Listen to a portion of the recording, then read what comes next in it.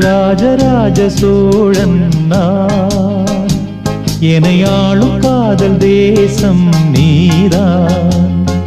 ராஜராஜ சோழன் நான், எனையாளும் காதல் தேசம் நீதான். பூவே காதல் தீவே, மண் மீது சொர்க்கம் வந்து பெண்ணாக ஆனதே. உல்லாச பூமி இங்கு உண்டானதே. ராஜராஜ சோழன் நான்.